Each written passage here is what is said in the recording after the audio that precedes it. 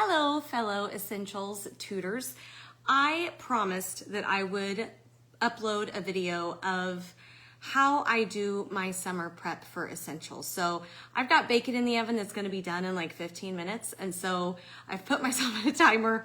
And when that gets done, if I'm not done, maybe I'll just have to stop this and do another one and finish up. But I'm really gonna try to be concise, because I'm not usually. Anyway, so I wanted to talk to you about everything that I do for Essentials prep for the summer. Like I said, I'm just gonna show you, if you wanna prep like I do, what you'll need to buy, okay? So, do you see these weekly tabs, or these numbered tabs? It's not weekly tabs. 1, 2, 3, 4, 5, 6, 7, 8, 9, 10. You can buy those, and they're great. They're great also for foundations. You have to buy like 5 packets because you need like 4 or 5 week 13s if you end up using them for home too. But anyway, that's beside the point. But I buy those and I use 24 of them for my 24 weeks in my main teaching binder. I love them. They're colorful. They set you up on a happy note in your heart. Okay, so buy those tabs and then get yourself 2 binders, one about this size. About the size of my fingers. I'm 5'2", I'm short, so I got little fingers. Anyway, about that size, weekly planner. So that is what I use. This is the one that goes with me to my Essentials class. Otherwise, you're lugging around every lesson plan you got, and who wants to do that? Because, don't freak out. If you just signed up to be an Essentials tutor and you're like, what is that? Don't worry, I'm gonna walk you through it. This is ginormous. This is bigger, well, it's the size of my whole hand. Buy your binders at thrift stores. Don't go and buy them new. These puppies are like 40, 50, 60 bucks. Buy them used somewhere else, okay? So this is it's all of my lesson plans. And I just take every quarter, I take a quarter out of this and I put it in here. So this is just much less cumbersome to take. The reason why I don't take to class 1 week at a time is sometimes you will have questions where you're like, oh, let's see, are we gonna do that in the next couple weeks? And you need to reference those plans to be able to answer the question. So that's why I take 6 weeks worth at a time, and then I switch it out every quarter. Okay, so you need those binders. You also need Pocket Pros. You've seen these, they're on Amazon. They're the greatest lifesavers. Foundations too, I'm telling you, I use them for everything. I use them at home. They're these, okay? They're just these plastic little things. These are so much better to have in your classroom than laminating anything to have the kids write on and try to do a dry erase, to do a pocket protector. Guys, you all know those things don't erase well. Pocket Pros erase so beautifully. So I bought me a whole slew of them, however many students you have in your class, and they come in all these fun colors.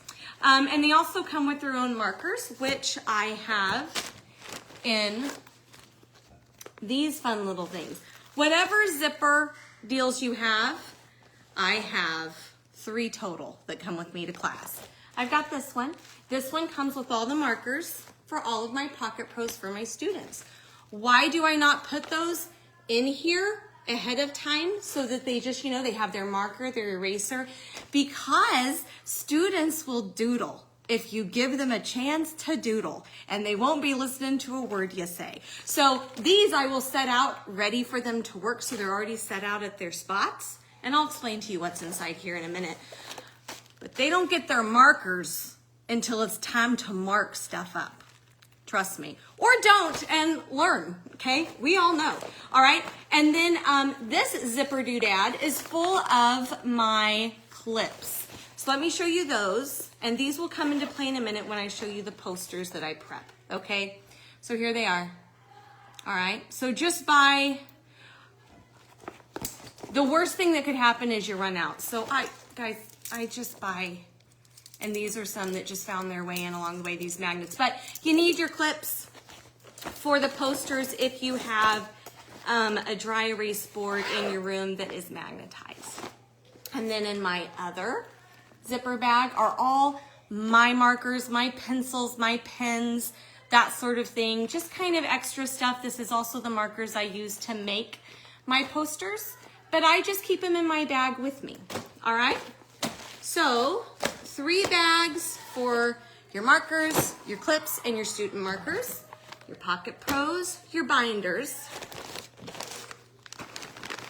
Buy some of these, and I will explain why. I've got 2 bags, guys, because I've got some awesome students. This is a reward system that is going to save you from having to get frustrated at your students. They will correct each other.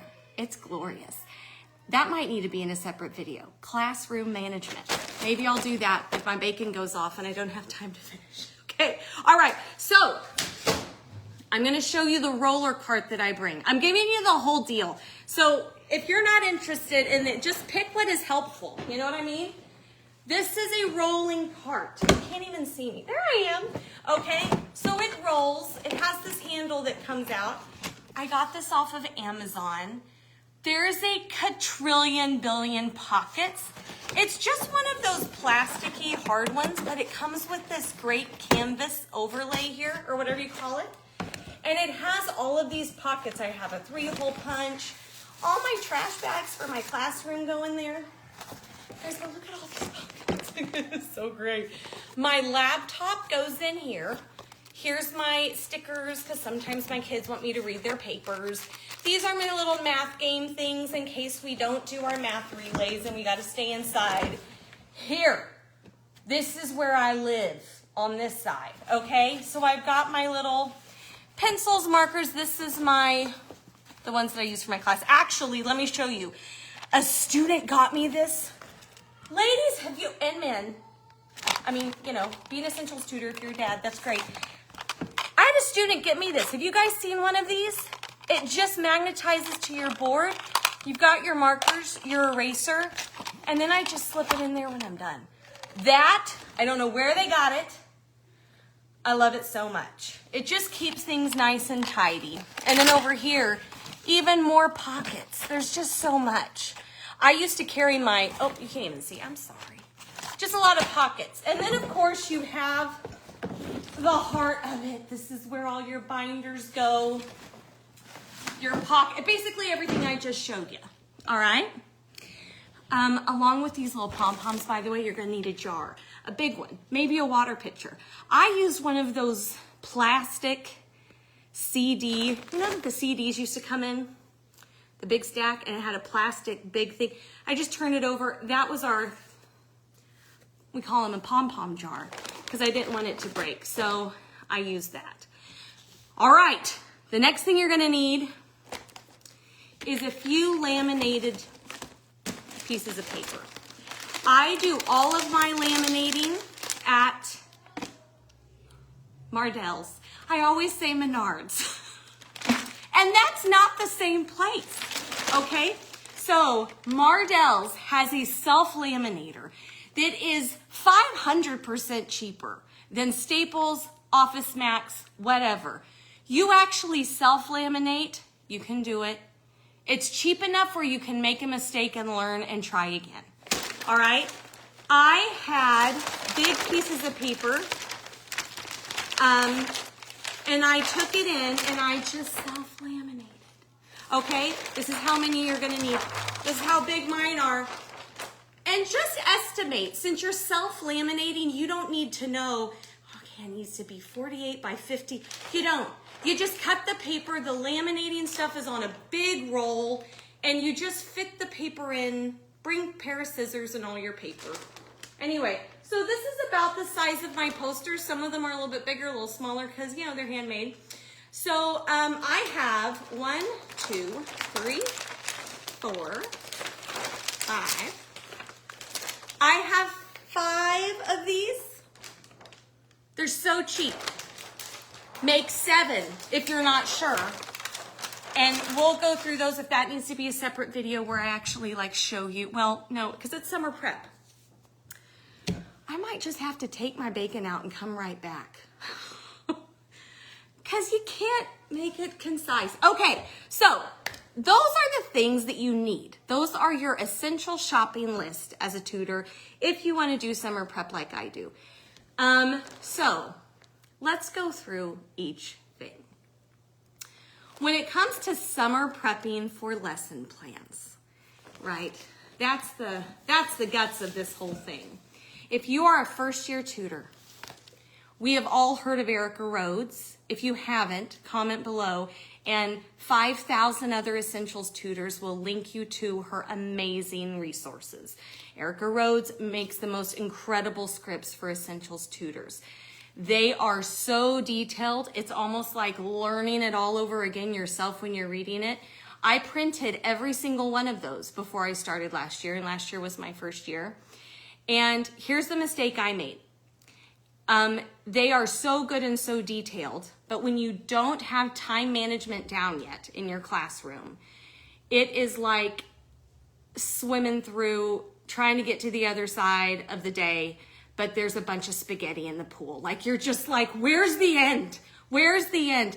It's so good, but when you don't know how long something takes, you don't know what to leave out. You don't know what matters, right? So here's what I would suggest if you're a first-year tutor. For your first 2 months, maybe 3, probably until December, that's when it finally kicked in for me, and I had started to get a grasp of how long certain elements took in the class. Make your own lesson plans, and they don't need to be really difficult, because this is what you start with. I'll get back to all this, don't worry, don't worry. I'm a very detailed person, so you guys are gonna get way more than what you need in this video. So whenever I started to make my lesson plans and I realized, man, I've gotta simplify this. Okay, this page that you guys have in your Essentials resources. This is your bread and your butter if you are a first-year Essentials tutor and it's your first 3 months. This is the page you go off of. It shows your main stuff, what you're doing, the chart you're focusing on. It even gives their little sample sentences of what will be on their ATS. The reason why that's helpful is when you are going over parts of speech with your class, instead of looking through Erica Rhodes or trying to find other sentences because you don't want to copy the exact same sentences for your class, you can just use their sentences, substitute other words, other nouns, other verbs, but have it be the exact same structure, the same punctuation, of course, and you can use this just kind of as a guide to create your own very simple sentences, okay? So keep it simple. On the back here, it has oh, I gotta check on my bacon. Will you guys stay? Hold on. This is real life. Hold on.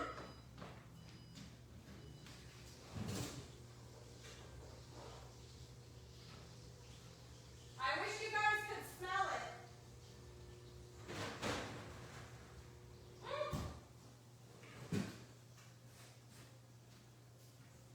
Anyway, okay, I'm back. I'm here.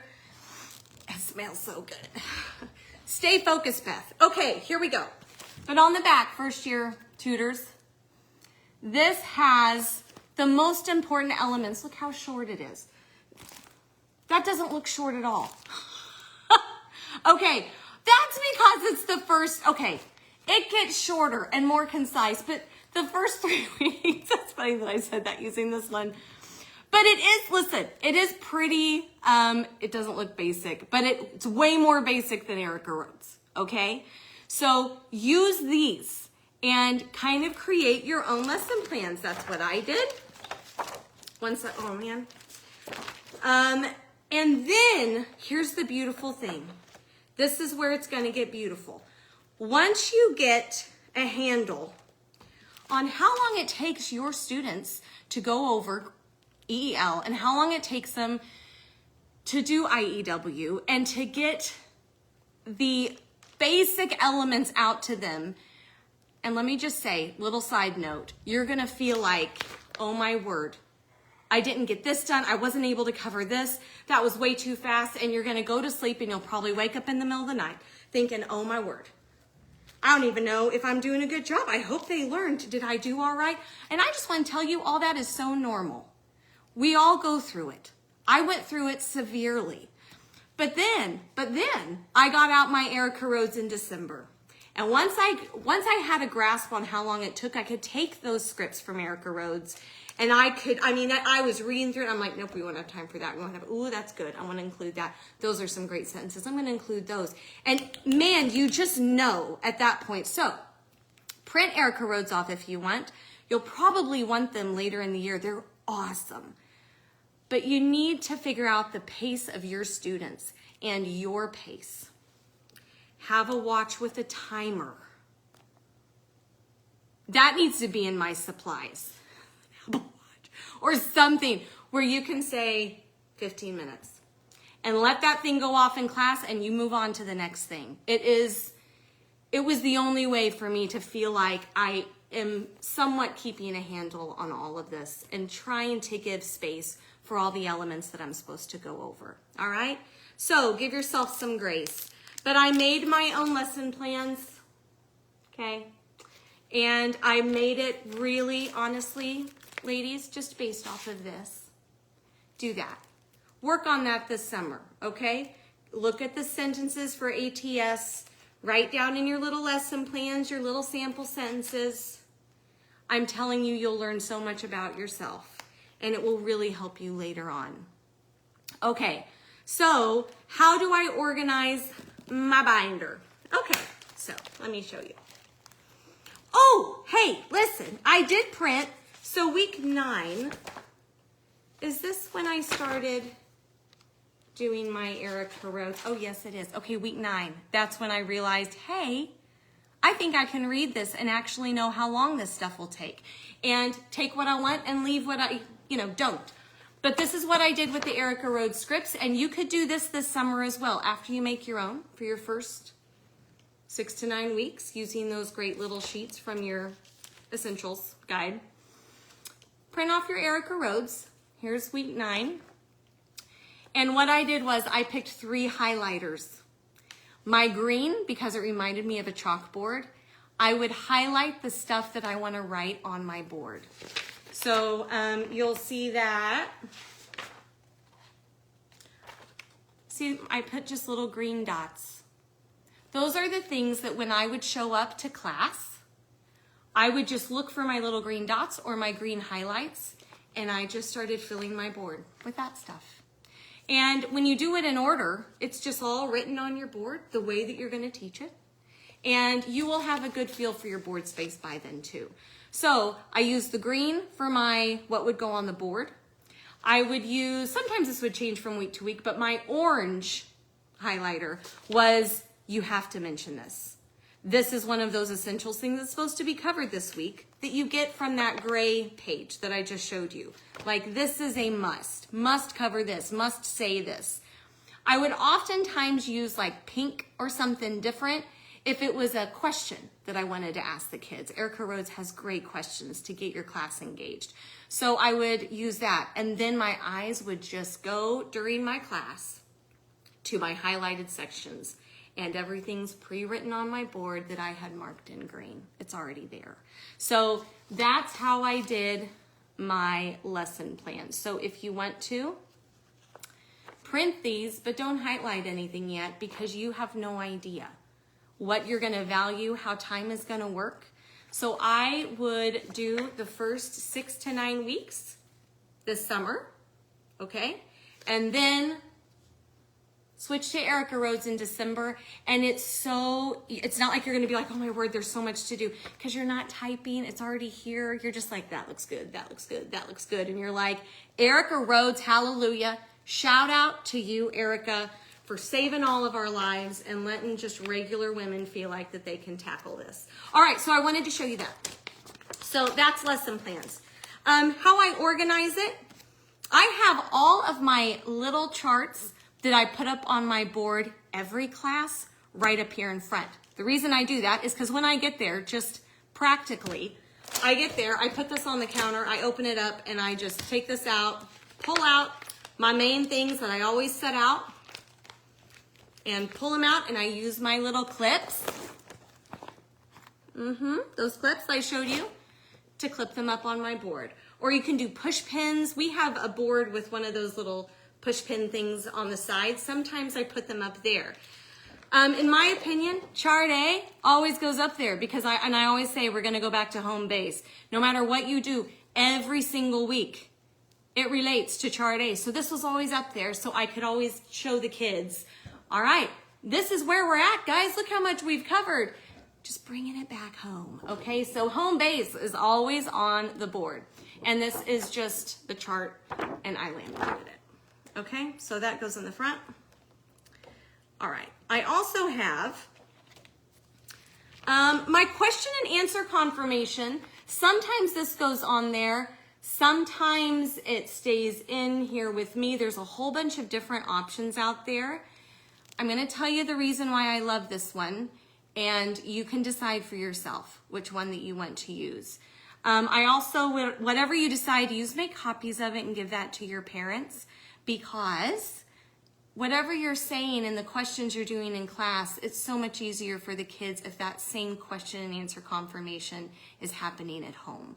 So, but this one I absolutely love because the little section down here, this is more towards the end of the year. So first year essentials tutors, don't worry about this. But all you others, I love this one because it makes knowing the difference between an object complement noun and an object complement, well, an object complement noun and a prepositional phrase, it clears it up for you in this one. The others one, I felt like they were a little more muddy. This is great and clear. So this is my favorite one. If any of you guys have this, I might have this that I can put in the comments, but I'll try to remember. I probably won't, but just comment and then I'll remember. All right, so yeah, that's my favorite. OCN and your OPs. Clears it up. So I always have that handy because you think you're going to remember all the questions you ask, even with SVI sentences, and then you get up there and you have these cute faces staring at you and you can't remember your own name. So have this handy, okay? I'm telling you, you're going to have moments where you're like, how come I can't spell? What's going on? Well, you're an essentials tutor. That's what's going on. All right. I also have this up here. I don't know if you guys have ever seen these. This is just, and there's a whole bunch of variations. There's buildings, shows the different, you know, all the structures of your sentences, but I have that up here because this is what I reference in class. I'll say, oh, this is the mommy and the daddy one that has a little heart in between, and they're able to picture that in their head. So that's just in a pocket protector, and it goes here in the front. I also always have my little poster for IEW. So these will change, obviously, when you change out your units, but I always put up my IEW posters as well. Honestly, sometimes it's more for me than anybody else because, like I said, when you get up there and you're, you know, an hour and 15 minutes in and you're like, why am I sweating so bad and how come I can't think? It's so great to look up and be like, oh yeah, that's what we're doing. Okay, I know that. I know that. It just kind of gives you a little bit of confidence. Later on in the year, I always put these up. Subordinating conjunctions that show you what an adverbial clause is, and then your relative pronouns for your adjectival clauses. These are just a little trickier for students, so I always have these up there whenever we get to that part of the year. So, and again, just in little sheet protectors. Have I been saying pocket protectors? I think I have. You know what I mean. They don't go in your pocket with a bunch of pins. Oh my word. Okay, so lastly, what goes here, and I just want to show you this, okay? This is the quid et quo that I found that I am starting to use in my class, and I love it. Well, first of all, it looks like eye candy. So it's so much better. You know, it's just easy on the eyes. You're like, oh, colors, that's fun. And the colors make sense. So this is like where you would write your sentence. And then all your noun stuff is in your green. All your pronoun stuff is in your blue. Now, this isn't very long, right? Okay, that's not very long to put in a sentence. It's fine when we're doing our little SVIs, but that's not really when these come out. They come out when we're doing heftier sentences. And that I just put in, I laminated this one in a heavier laminate. But I'm going to show you the one that I actually use in class. I put this in here just to show you. What I did was, and I do have this in a file, so comment below if you want me to send you a link. This is what I use in my class. So it's a legal size. It's not super huge, but I'm not good with this sort of stuff. So what I did was I printed the 8.5 by 11s and I taped them on the back. And then I put a white legal sheet behind it and I laminated the puppy and it made this. So this is what I use with my little clips in class. So you can prep this and have this ready to go for you whenever it's time to do it next year. So I like this one. It just makes a lot of mental sense to me and it's pretty. Okay. All right. So week by week. So here is week 1, right? I always put my handouts first so I don't forget them. So anything you want to give your parents, any announcements that you have, put a Post-it note right here in the front. I'm telling you, you won't remember if you don't. So my handouts, they go here in the front, okay? If you're like, what handouts? What are you talking about? Some of them are just explanations, especially early on. So as an essentials mom, if you're like, okay, so this first week, you know, if we put up a little sentence on the board and we edit the sentence, maybe something like this would be handy to make sure to draw parents' attention to. And a lot of them have all of these, but they'd have to rip them out of their original books or whatever and make copies and that sort of thing. A lot of them don't want to do it, and it's just sometimes easier to say, here you go, here's some copies. So that's what I do, or I will just show it to them in reference and be like, hey, look it up, this is in your stuff, and it's helpful. So keyword outline symbols, that's a great thing to show them the first week, but also let them know it's just, you know, a guide. It's just helpful. They don't have to use them. Yeah. And then, let's see, the dress ups. Okay. I show them this and I tell them they can print this at home.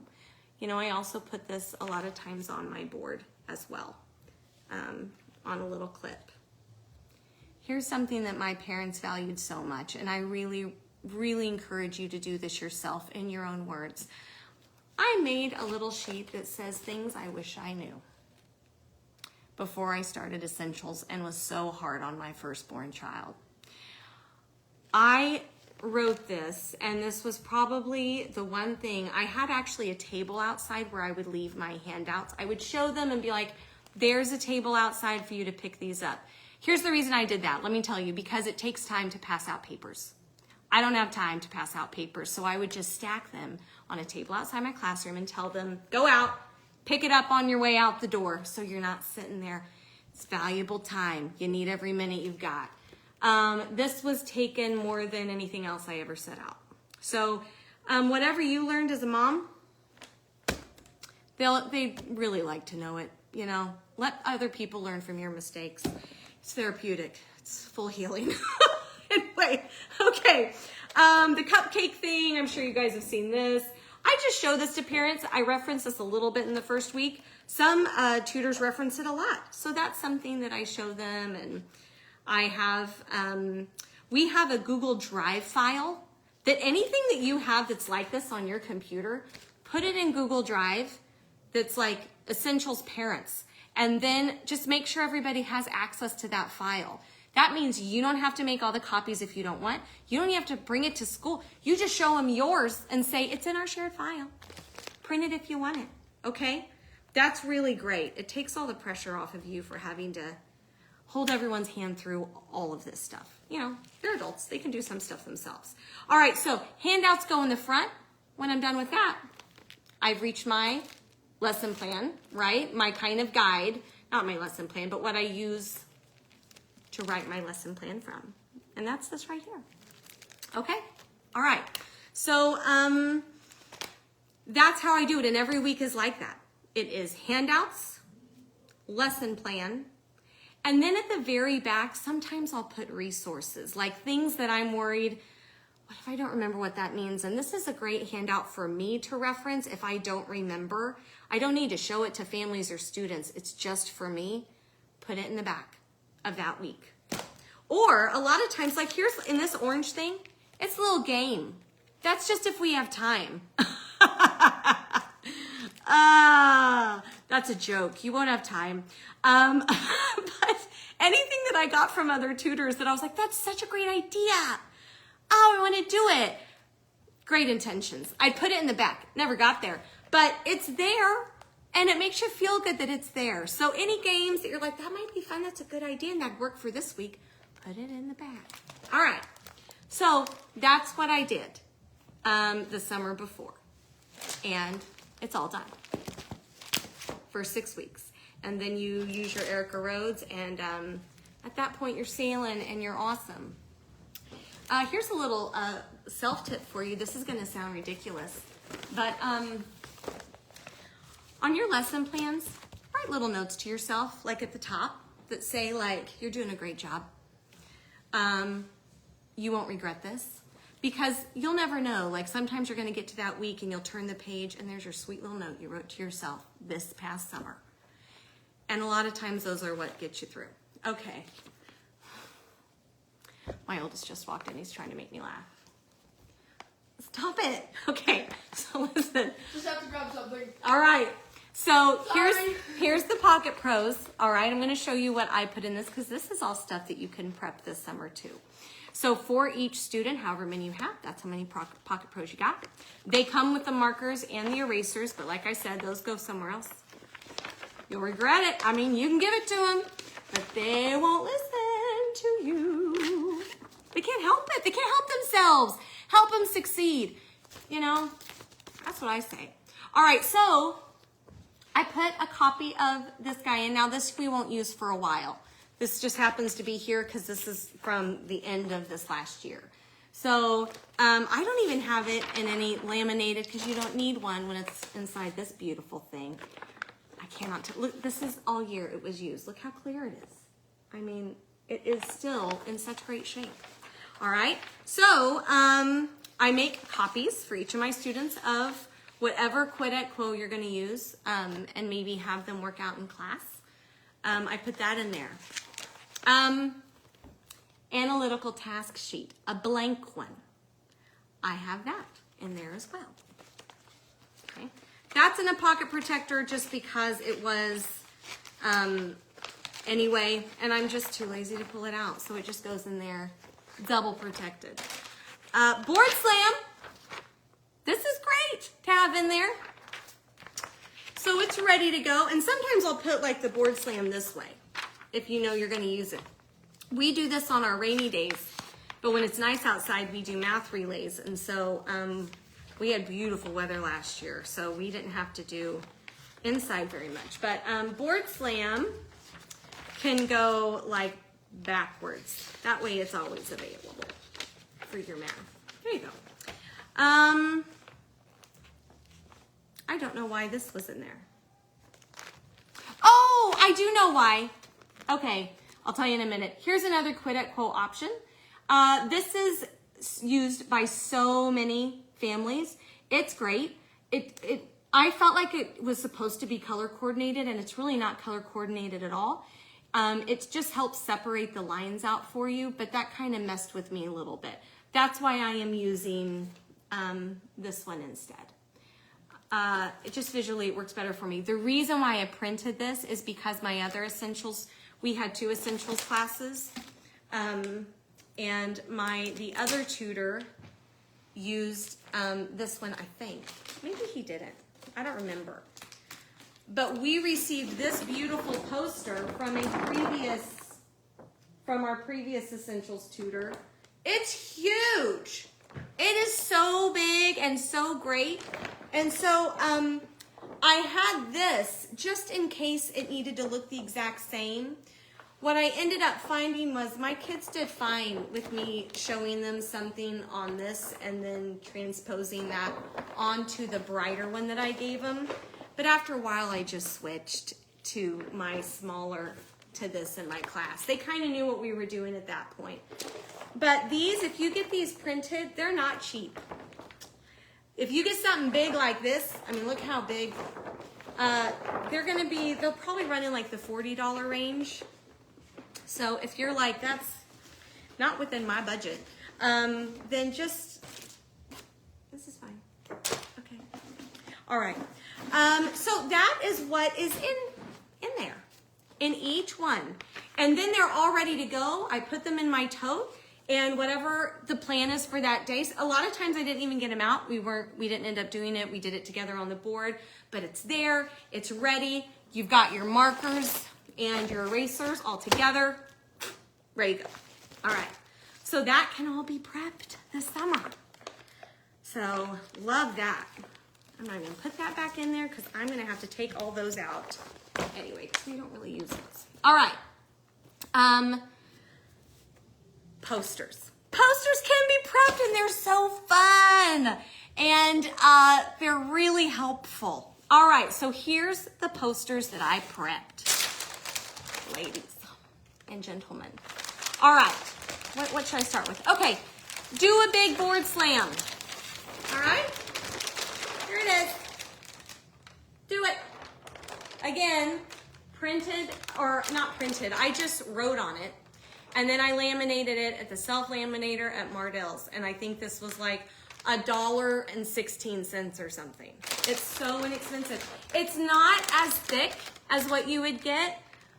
That's okay. You don't, it's fine. All right? And then I would just roll it up like so, put a rubber band on it and stick it in my tote.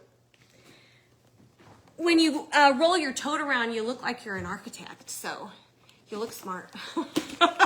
Anyway, okay, so that is one of the posters. Board slam poster. It's really great, handy to have. Another poster that I do, I'm trying to think of what order to show you these in. Okay, I do an ATS poster, and I want to show you why. This was really important to me. I wrote it so it looks like the ATS sheets that they go and they do at home. The reason I made it just like theirs, here, I'm gonna go real slow so you can see. I just copied it down and then I laminated it. Is that all still in there? I can't even see, okay?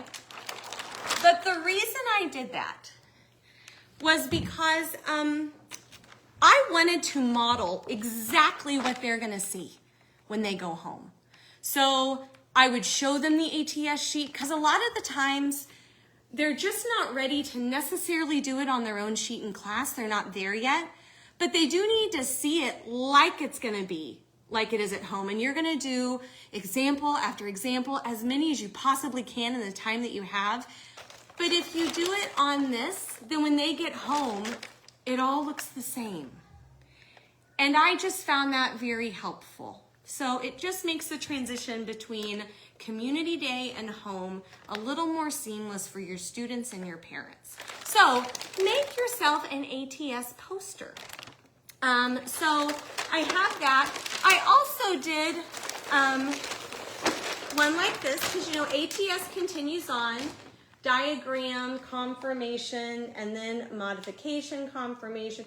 I actually barely used this one because I just we just did the confirmation on the board, diagrammed it on the board.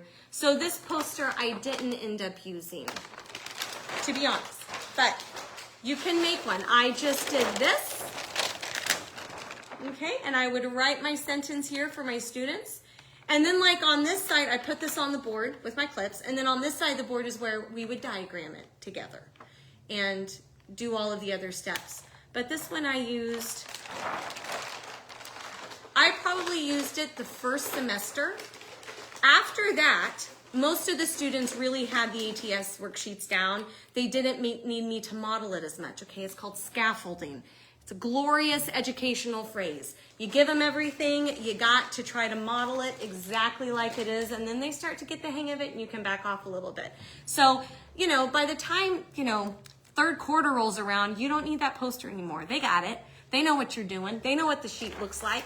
You can just write the sentence on the board and go from there. Okay, moving into IEW.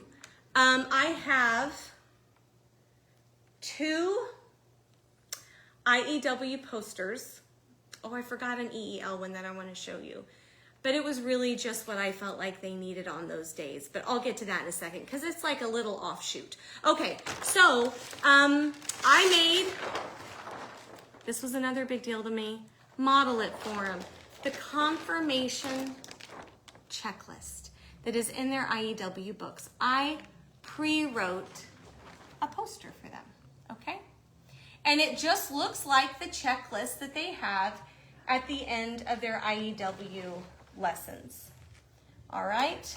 I hope is this backwards? I don't know, but I'm just gonna go slow. Right here where it says vocabulary, I taped the vocabulary cards, the green ones. My understanding is they're not sending those in the curriculum now. I don't know, but I just taped the cards on the poster. So that's all I had to do from week to week. Now, as you can see, this has like everything on it, which is gonna look a little overwhelming for the first, little bit for your students because all they're doing is an LY adverb for a while. So I just took little pieces of like index cards, or if you have construction paper that you don't really use anymore, cut out strips and just tape over all of the stuff that doesn't apply. That way they can see this is all that you need to focus on, but you don't have to rewrite this every week. So write it all, do the whole thing, and then just cover what your students don't need to know. It really helps you later because then you just pull the paper off when it's time for the next thing. But I'm gonna go kind of nice and slow so you can see. This checklist, what I did was I looked at the first, I looked to see what the most complicated checklist was in the units we were going to be doing for like that quarter or semester. And that's the checklist that I kind of wrote all of this off of.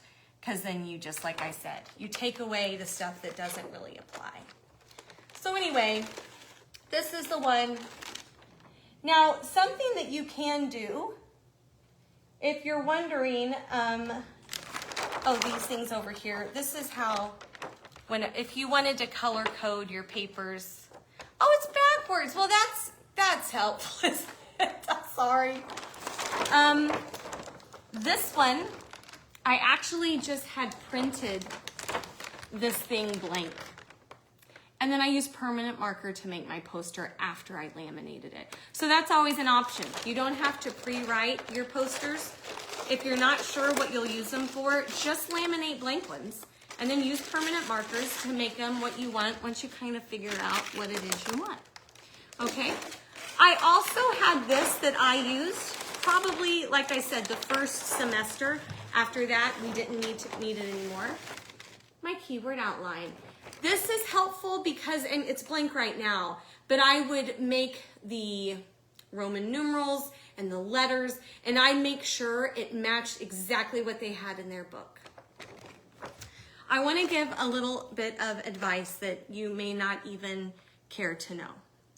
But a lot of times, students, I noticed, if I was writing on my keyword outline, if we were filling out stuff on the board, they were filling out their outline on their pages in their books, which is, I mean, it looks great on paper, pun intended, but that means that, they're a little ahead. They don't have to do their outline when they get home.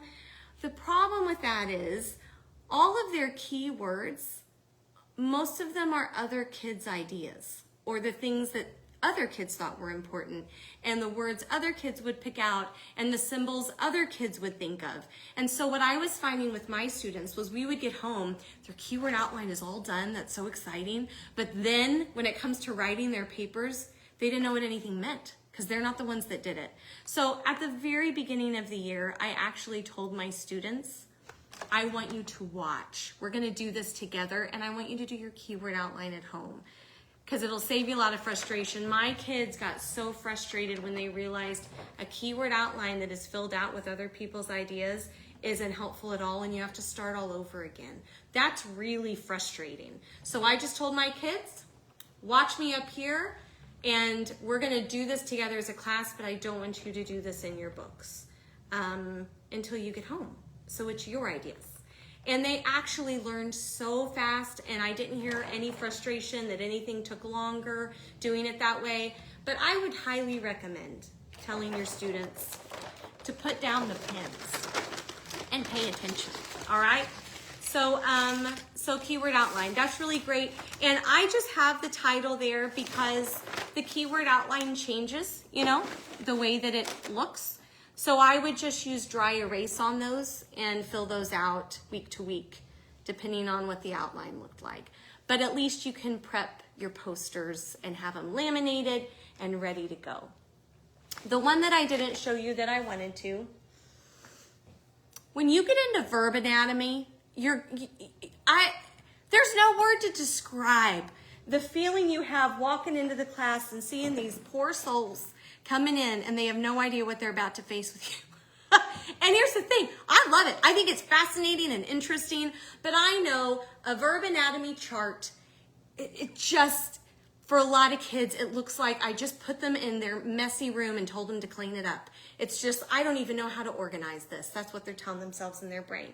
So what I did was, when we did verb anatomy charts, I made one, okay? The reason I did this, so it's blank and you just fill in, you know, the word there. And I just copied it. So take a verb anatomy chart. That's all I did. That's all I did. And I copied it down. I left the insides, though, where the words are. I left those blank. Because what I found my students could do is they could hear the answer much better than they could just learn it or be able to just memorize it. So we would fill these out together for EEL. I would put it blank on the board. I'd put the to be verb at the top. And then I would give them sentences using past tense and asking them what would that be in first person, second. And I would give them a sentence and they would have to tell me how they would say it. And pretty soon they realized they filled out a verb anatomy chart as a class just because they can hear their language much better than they can actually think about it sometimes. So we did it that way, and that actually made the verb anatomy stuff really fun, and yeah. All right, so the last thing I'm just going to say really fast is classroom management, because I've already kept you long enough. Let me just go ahead and wrap this up with this. These guys. So here's the deal with these. First day of school, you show your students these fun things, and then you show them the jar, and you tell them when you fill up the jar, you all get donuts, or maybe, I don't know, just whatever award that you want to give. Donuts are so cheap. So, and they go I can say it, berserko, when it comes to just any little surprise, fun, anything. So I do donuts when you fill up the jar, but here's the thing. If I can put pom-poms in the jar, I ask them, can I also take them out? And they're like, yes, Miss Beth. So it is the best way I have found to do classroom management across age groups, across genders. It works for boys, it works for girls, and here's what's so great. If you have a class that's starting to get a little squirrely, and you go over to that jar and you just one by one start taking them out, they will shush themselves so fast, you won't have to say a word. And it's also great, of course, the beginning of the year, I'm very generous with these. You know, the first time that a first-year student raises their hand to answer a question, I don't care if it's right or wrong, they're willing to answer. That's amazing, first-year student raising their hand. And you put pom-poms in that jar, before you know it, all first-year students are raising their hands. And it just really, really helps with encouraging participation, encouraging good behavior, without you having to figure out what standard did I set and how do I keep it and what do I do. They will correct themselves real fast. And so my kids loved the pom-poms, and yeah, yeah, it was just super helpful. I'll never teach without it or tutor without it. All right, let me just make sure I've covered everything that I wanted. I hope I did. Watching your time. You know what? Oh, let me break this down for you. Time management. So for experienced tutors, this may not be helpful for you. First years, I was like, I don't even know where to start with how long things last. So let me break it down for you. So make sure you use a timer, use your phone, use your watch, live by it. Before you know it, it'll be time to go home and you'll feel like you only spoke 2 words. So, so for 45 minutes at the beginning is EEL. Is that the same for every community? I think it is. Anyway, so for 45 minutes at the start, I spend 2 to 3 minutes giving announcements. So anything coming up, any change, whatever, announcements, 2 to 3 minutes. Set a timer for it. I know you're gonna think, that's okay, I'll just say it really fast. No, you won't. And kids will ask questions, and before you know it, it's like, oh my word. Set a timer at the beginning, even if it's only a 2 or 3 minute exercise. And then we would spend about 6 minutes or so doing a little bit of review, you know, whether that's warm up with a sentence or Erica Rhodes has great review suggestions. Some reviews, I will say, in Erica Rhodes are actually built into the lesson. So sometimes as you get into the year, I wouldn't do her review. I would utilize that idea at another week. But a lot of times her lessons, it kind of goes back to what you've already studied. And so there's that as well. So, but you'll learn that. You'll learn that as you go. You'll be fine. All right, so 6 minutes or so of review.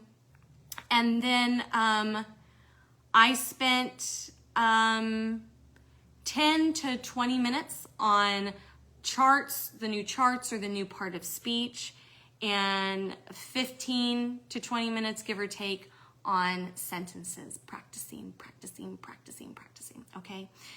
All right, so that's how I broke that down, and then we do 30 minutes of math, and then the 45 minutes of IEW.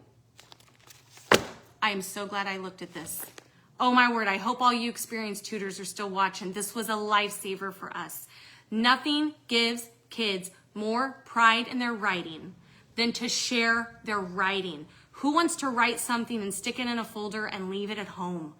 It's just not a way to bolster their confidence. But here's the problem when you have a large class. If everyone gets up and reads their IEW paper for last week, you can kiss your lesson goodbye. It's going to take forever. So what we did, it was so great. If you have a big class, you break them into groups, and I would break them into groups of 2 to 3, and have your groups be all first year, all second year, or all third year.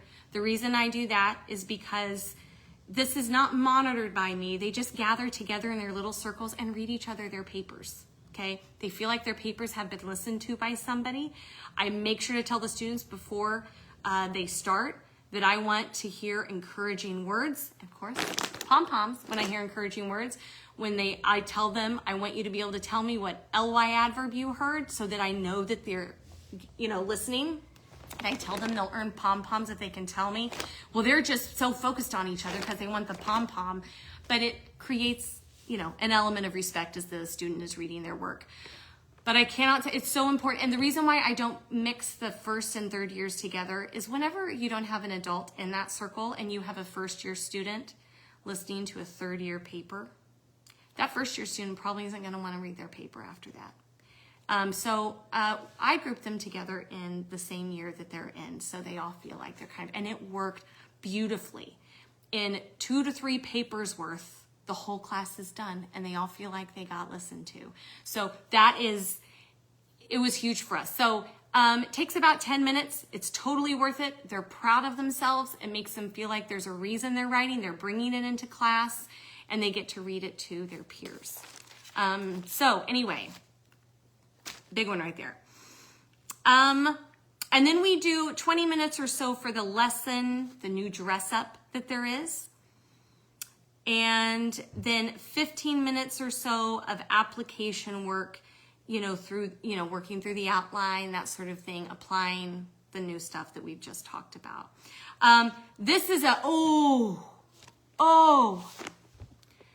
do you guys know they have simplified source texts? That's what you use in your classroom. You don't have to. This is what I did. That came off a little strong. But the IEW papers that are in, or the source texts that are in their books, they're great. But some of them are, they're longer than a simplified source text.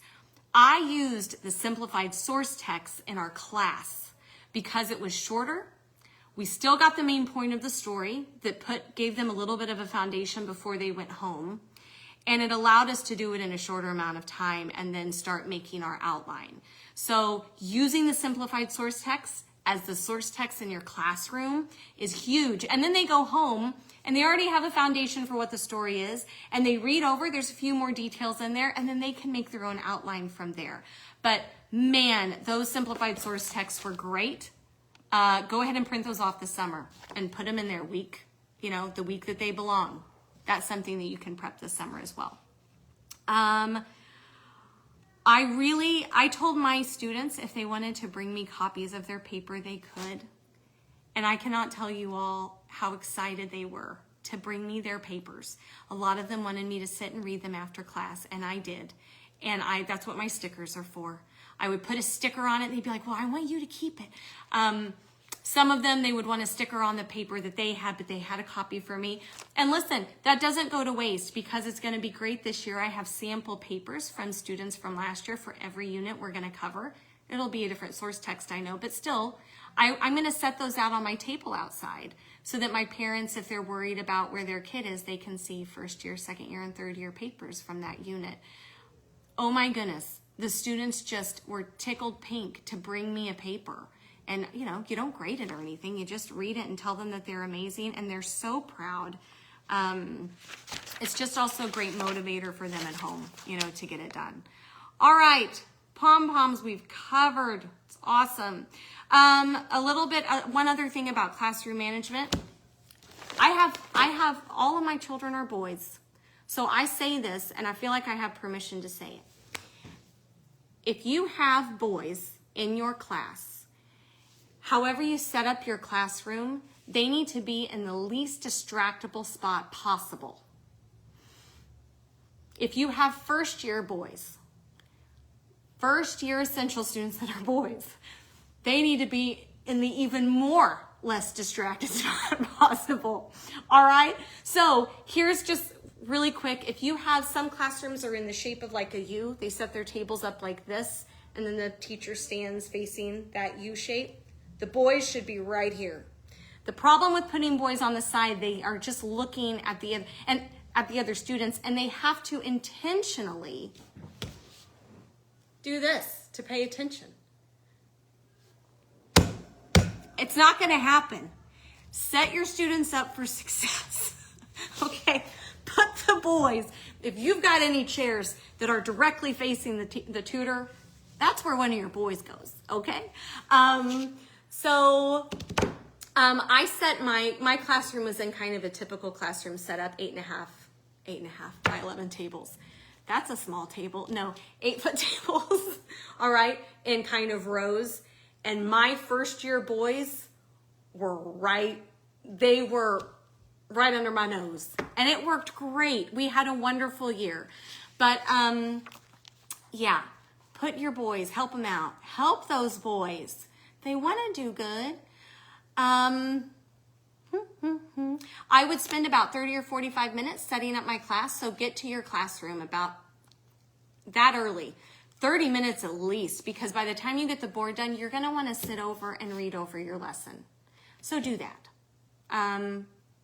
I taught foundations as well, so I didn't have the morning to look over anything, so that might have just been me. But I needed to get there 45 minutes or so early. I